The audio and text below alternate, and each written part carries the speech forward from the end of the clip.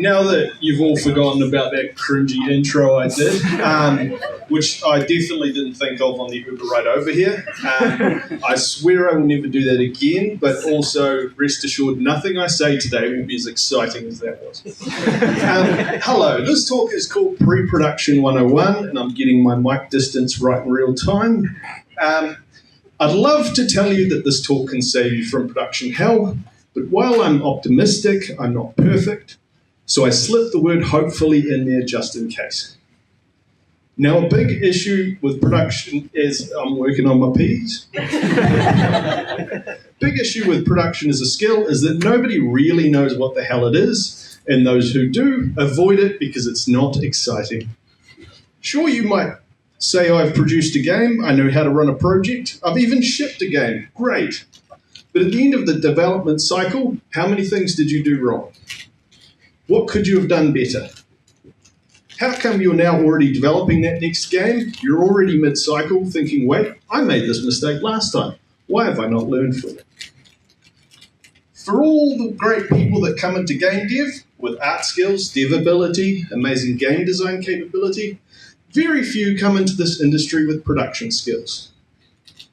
And many who enter into production roles later often do so out of seniority and experience rather than any understanding of the fundamentals of production, products, product life cycles, product design in general, business models, any business or financial planning acumen whatsoever, and certainly none of the core fundamentals of product design. Now, I'm sure you've seen great examples of it, maybe fun game.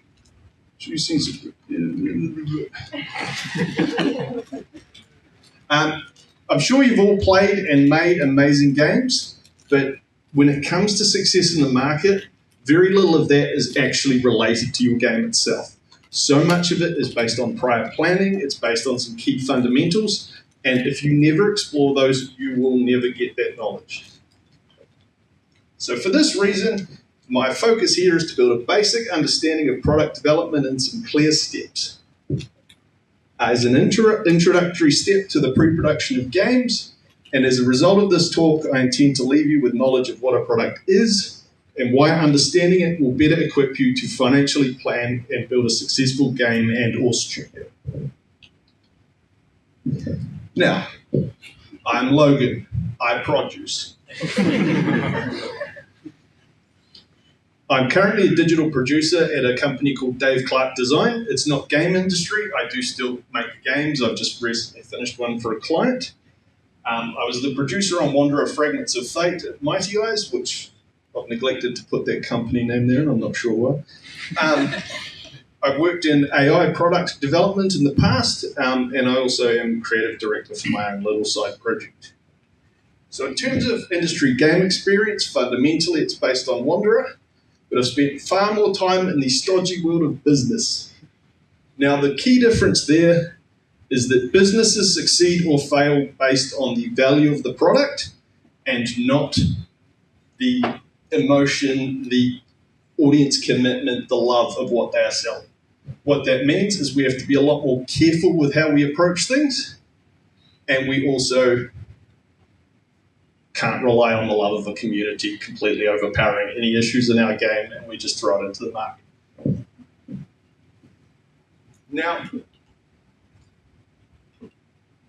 game development is structurally much closer to film development, which is ironic because games are software products and not movies. Software is a lot more careful, it's a lot more iterative, it's a lot more structured, and movies are a bunch of people that really love what they do, spending most of their time working for free.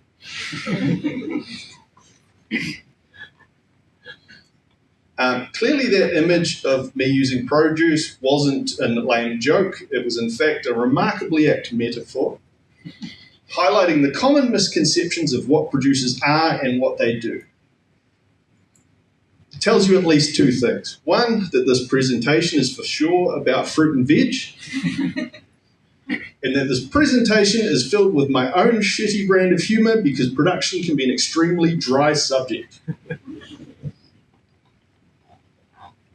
Core understandings of this topic are lower than expected and are often gained tangentially rather than academically. Yes, that was 3 things, not 2, despite what I said. You'll also notice my sense of humor is incredibly sarcastic. This is honed as a producer. It's part of who we are.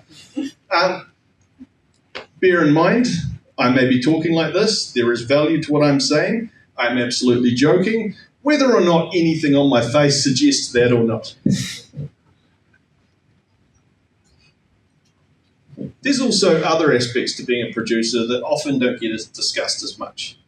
Being a producer can be an ethical nightmare. It can often be your responsibility to motivate teams of people to work for free in their own time at the cost to their own mental health. All these things happen. I've done it. It's uncomfortable. It's fundamentally wrong. But sometimes it is the difference between a project succeeding and a company going under. And that is really, really hard to grapple with. It will keep you up at night, but it is what it is. Suffice to say, the job of a producer is getting blood from a stone. The blood being blood, the stone being your game development team. Producers are vampires. Thank you for coming to my talk. But seriously, as a producer, the needs of your role go far deeper than that. You're often continuing my stone metaphors, you're often the rock of the team. You keep everyone happy, you keep them alive, often you keep them fed. You also manage all the timelines, all the deliverables, you work with the stakeholders such as platforms and financial providers. There's obviously some distinctions between the executive and the regular producers. Mostly those come down to financial planning versus actual day-to-day operational stuff. Anywho, in order to understand how all of what I've said so far in a huge brain dump actually applies to game production, first we have to understand what the hell production means.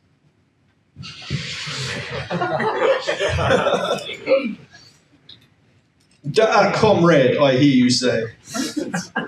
I already know what production is. In fact, me and a group of people are going to seize the means of it right now. Unfortunately, that's not what we're here to discuss today.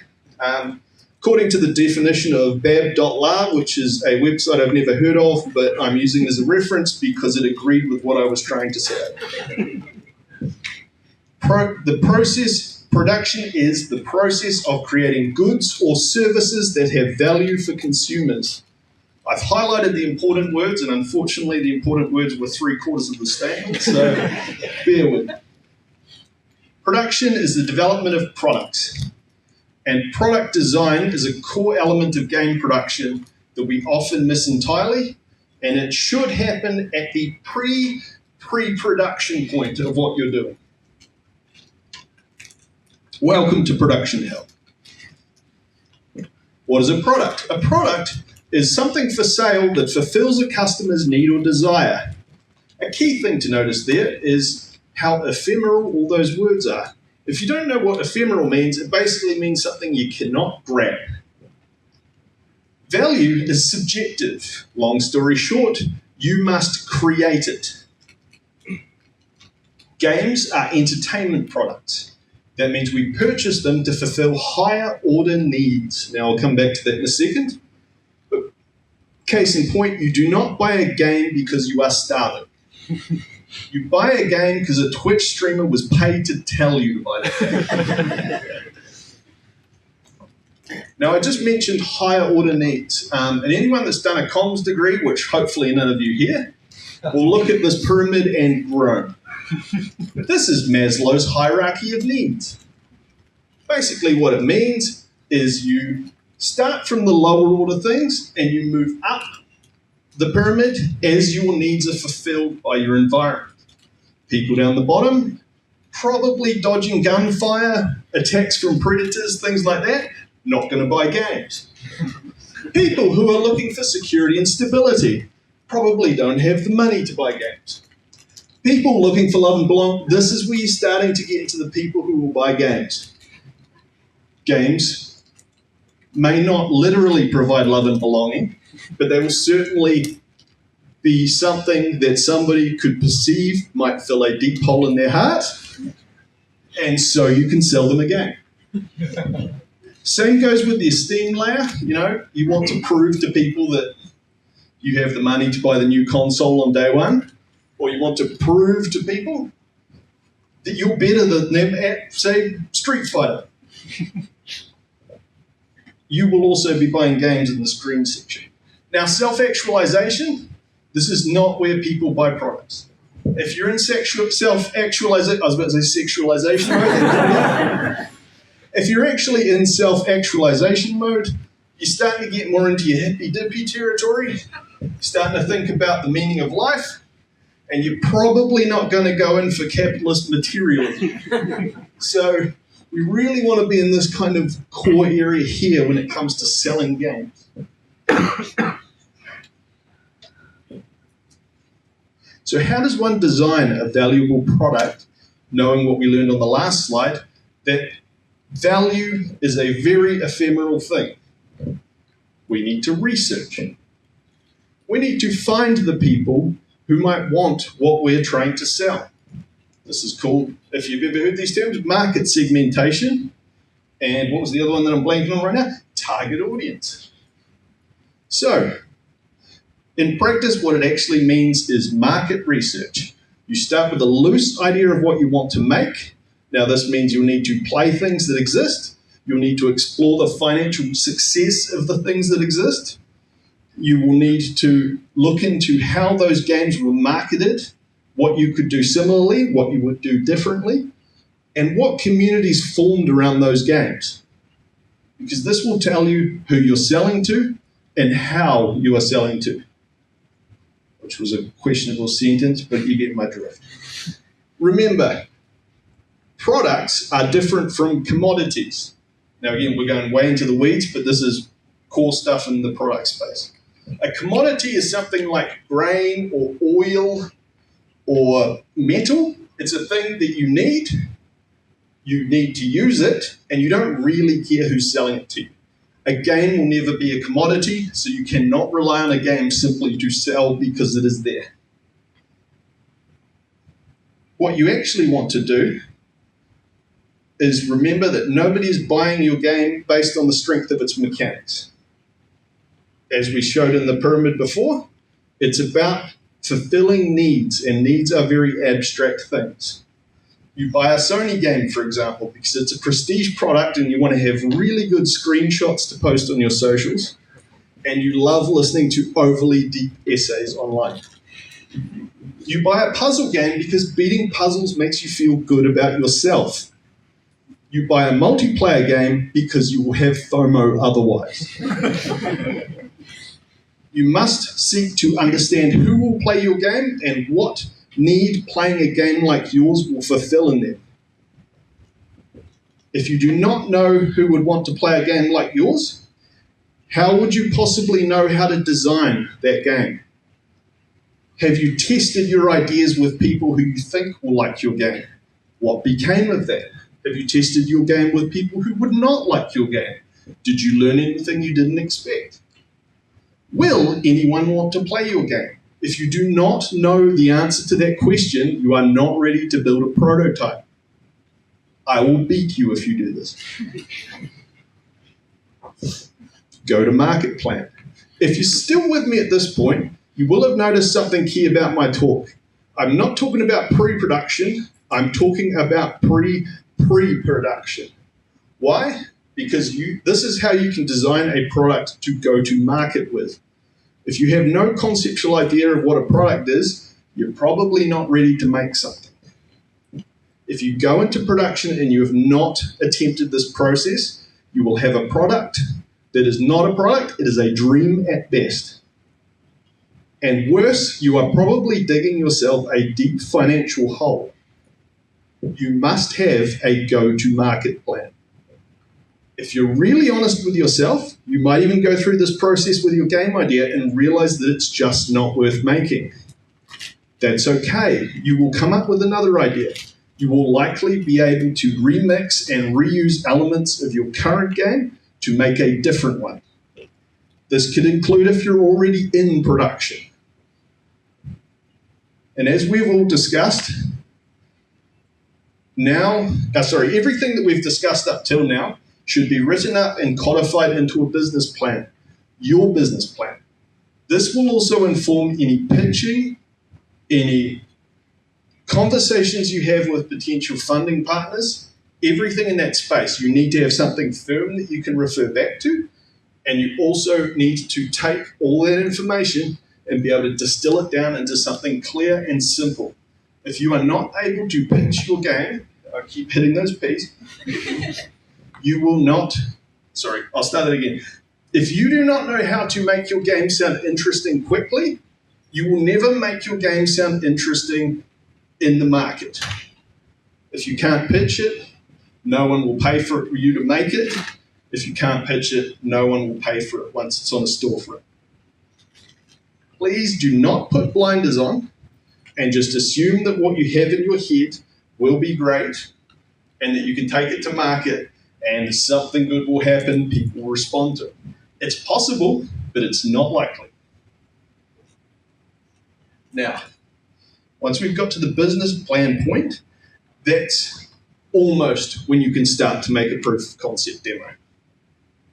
Because what you really need to do first, and I mentioned it, is pitching.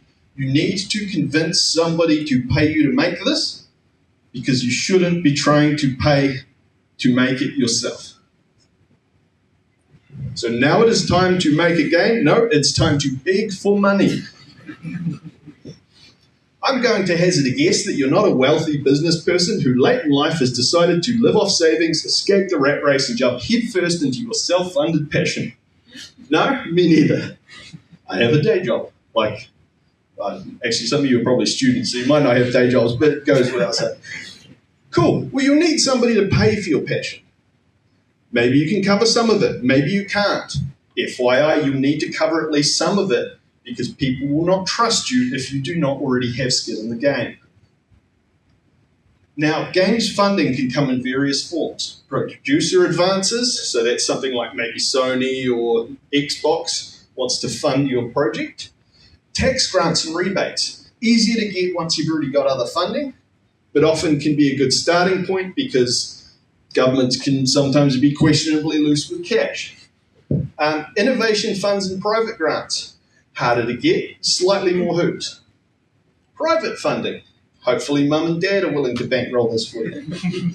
Venture capital funds, a scary, dangerous business because whilst they will fund you, they are only concerned in usually the statement is 10x. So what they really want to see is a hypothetical long-term return on what you're doing. Now for them, that may come before you finish making the game. So if they get that return before you finish the game, they're out. You need to understand these things before you start taking on money. Bank loans. They're simple and boring and hard to get. You probably have to remortgage your house, which, let's face it, probably few people in this room own property. But they work. Obviously, money is not free. Grants, kind of a free money. You'll be jumping through some serious hoops to get those. You must record everything. You must report everything.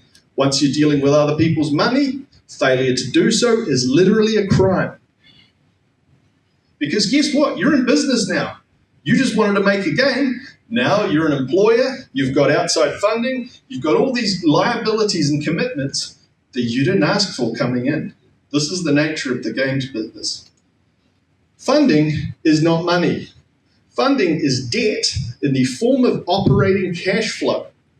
What this means is you need to get to market and sell your game to pay off this debt as quickly as possible, and only then will you start making money. Products and market positioning is not a finish line. If you arrive late, your game will probably not sell as well. Maybe consoles have moved on to different hardware and yours is out of date. Maybe you've failed to hit the genre trend that was associated with what you were trying to build. It's a compounding issue. Same with funding milestones. If you fail to hit a funding milestone, the next one gets further away because you didn't get the payout to keep your company rolling. Also, have a business model, something else new that I haven't talked about until now. Trying to build a game is very difficult, but it's even harder usually to get funding when you're just trying to make a single game. Most organizations that will fund you will want to see a business model with a hypothetical journey of growth. Very rare to get that off of one game. Most that do are bizarre sort of bedroom hits, and you should never aim to be a 1 in a million game. Congratulations, you've made it to market. I've completely skipped the part where you build a game. It's just not applicable here. It's very important, but it's not applicable here. Now's when shit gets weird. How did your first month go? Did it sell well? Have you broken even? Do you anticipate you will break even at a future date? Can you afford to keep the lights on to actually get to that future date? Did you know that platforms often pay out money at fixed intervals? So you may not actually get the sales from your game when you need to keep the lights on. Do you know that the standard cut of a sale of a game on a storefront is around 30%? Or that you'll have to pay most of that money to whatever advances you had to Unity or Unreal? Do you know that they will all recoup on their advances before you ever start to making any money? Do you know that you'll likely pay tax on all of that money up front, not the money you actually get to take and spend? If you've ever heard the phrase, it costs money to make money, that's what that means. You'll need to design a market life cycle for your game that understands and plans for these factors. You will need to be able to afford to patch, test and QA, market and CM, keep your hardware and infrastructure running, your operating costs, keep on good terms with all your backers, without the money that you actually spend, that you actually get from selling the game. That means that, think about it, you're talking more and more percentages of that money you got up front actually need to be saved for a rainy day and not spent on your game. Just rushing through because I'm going over time a bit. So then you get to the weird part. Cool, well, this is depressing. How do I fund the next game? All we've talked about is debt so far. Again, this is where that business model comes in. Much like you design your game, you need to design your business. You need to go out and research how other companies have done it, how they've persisted from game to game. This is questionably not an accurate map, but is a good way of exemplifying what I'm talking about. You will likely make 40 to 57% of your total sales in that first month in market. Now, if you've gone through that first month and you have not recouped on your investment, it's not looking good. You need to have a roadmap. You need to have a model which you are working against. And, best case scenario, you can be a little indie developer who has a dedicated Patreon audience that supports them. But that's not everyone, and you need to account for that risk.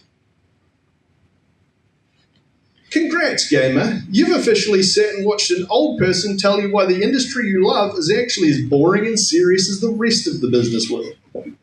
But in that process, you've been instilled with a very high-level intro to product development.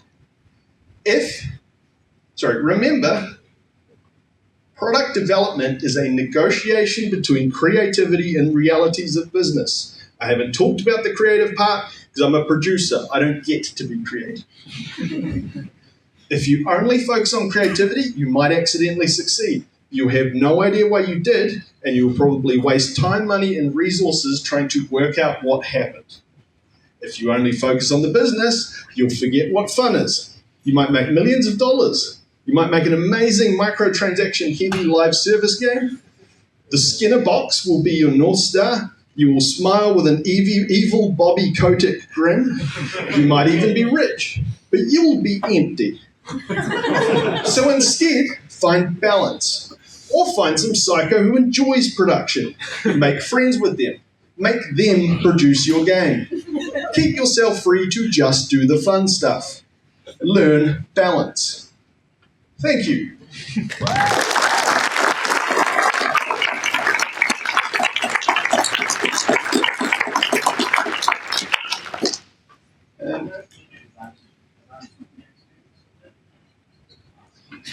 You're right. You got a question, or am I that scary? Cool. Yeah, I think. Where's my time person? Yeah. No time. Sweet. So no time for questions at all. We could do like 5 minutes. We can like shift. I mean, first off, are there any? Go for gold. Curious question. How do you view stuff like Kickstarter or public backing in terms of funding? Do you ever consider that in terms of your funding, or do you not So consider it's, I mean, the nature of those things is essentially how good are you at building a community around your game.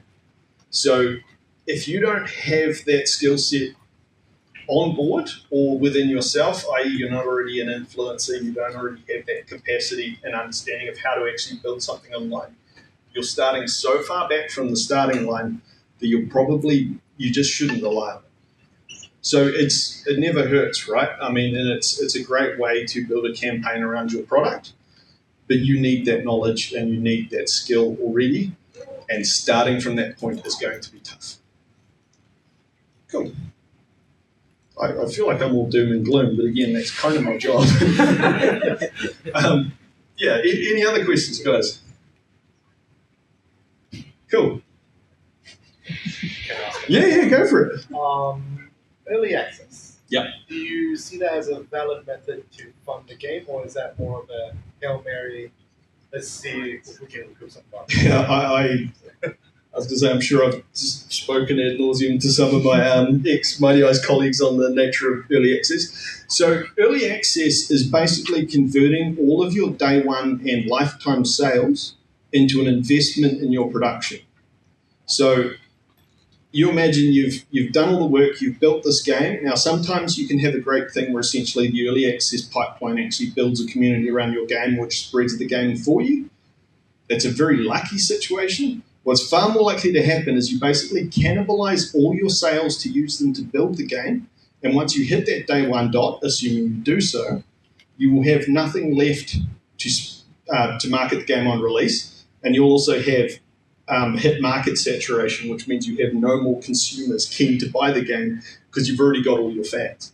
So you hit day one and you've got a dead mature product that basically spent its entire product lifespan in that early access cycle.